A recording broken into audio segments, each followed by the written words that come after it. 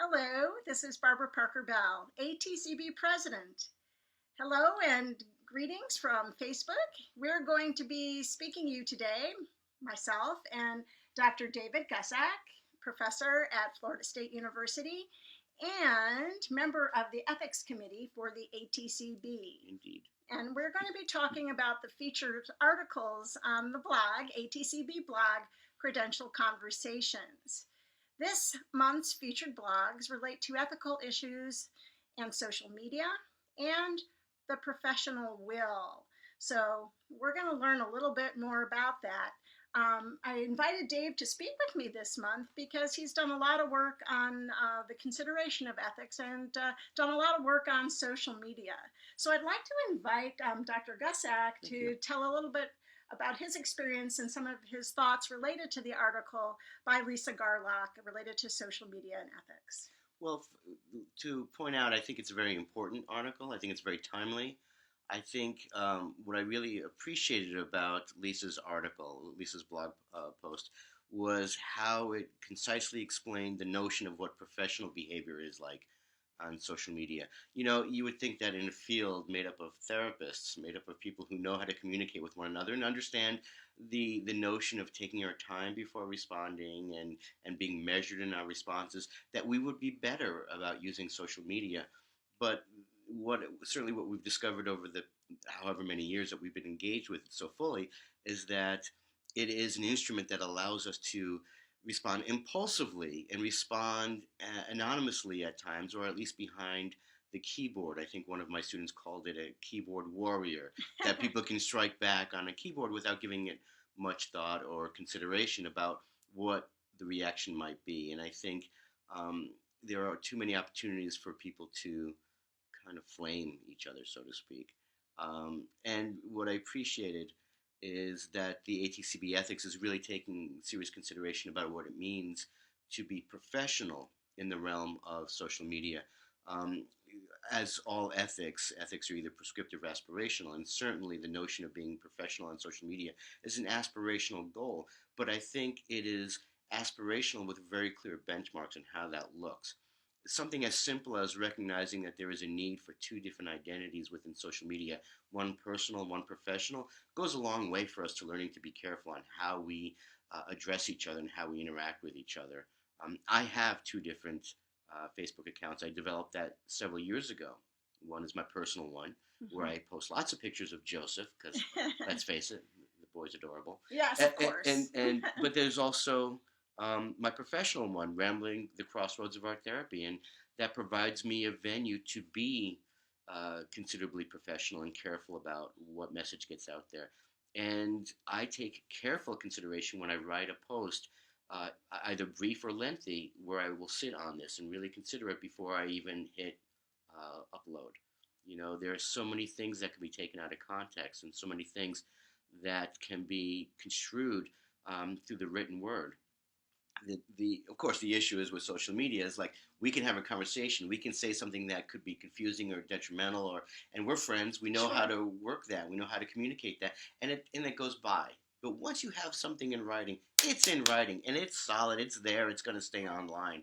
So the idea that we can say something that can be referred to back 10 years later and reflect on us, right? I mean, certainly we have certain people in the political arena that are learning that even now. Yeah, and social media has its own kind of lifespan, and that's been a challenge. And I think we've all been kind of learning how to adapt it as the social media has kind of continued to grow and speed up our processes. And even in the realm of ATCB, we've had to kind of sit back and say, what are the ethical codes and guidelines as we start to see things happening. So hopefully people can be proactive and take a look at the code, take a look at their own behavior, and take some of the recommendations that Lisa offers to kind of breathe, consider the whole lifespan of your comments and what that might mean for yourself as a professional and a personal in the field of art therapy.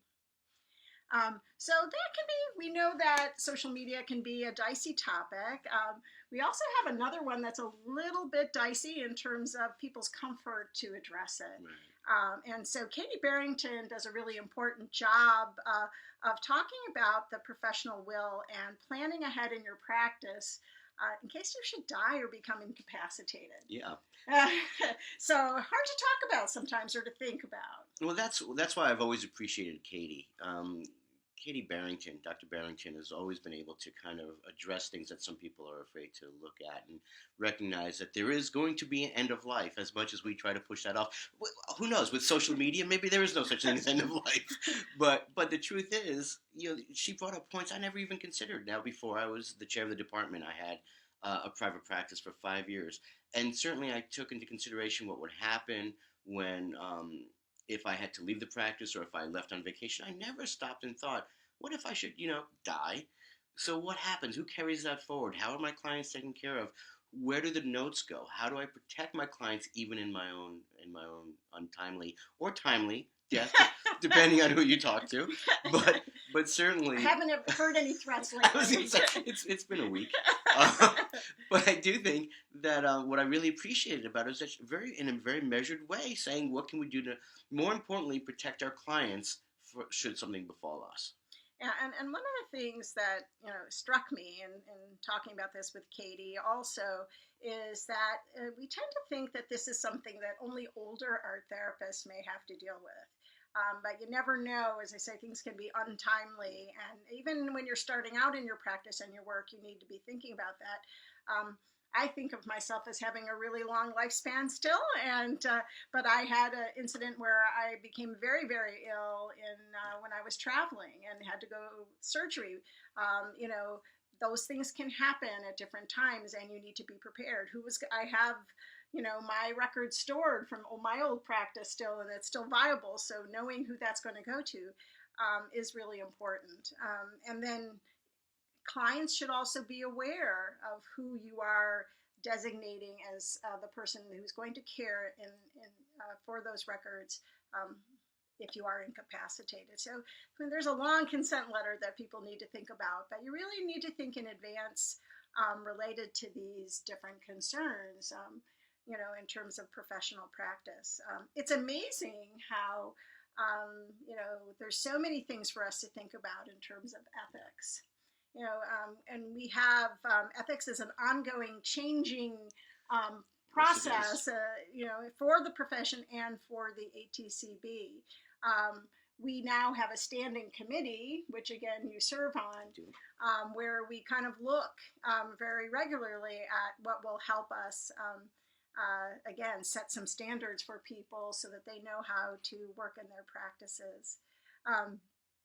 But I think maybe for our last things today, Dave, we can think of what are some recommendations, either in terms of social media or professional wills that we can put out there for people to think about until next time. Certainly, the first step, of course, is always consult with the ethics board, or ethics committee. All of us are approachable. Talk with us and see if you have any questions. We'll be happy to either come up with answers or help you find the answers or come up with ways to brainstorm ideas. Most importantly, particularly when it comes to social media, what I really appreciate is reminding ourselves that as clinicians and as therapists, that there's a part of us that knows how to interact with people and how to do so with respect and with professionalism. And can we continue to engage that part of us when we're engaging with others online? I think that's by far the most important message that I think Lisa portrayed very well, and I certainly would reiterate that. And I will say, please take a look at the ATCB blog, Credential Conversations. There's new content that is coming out very frequently, at least 2 new articles per month. And it's a great way to learn and to see what's currently happening in the field of art therapy with ethics and credentials. Thank you so much, and I look forward to seeing you next month. This was fun. Thank you. On Facebook. Bye-bye. See you on Facebook.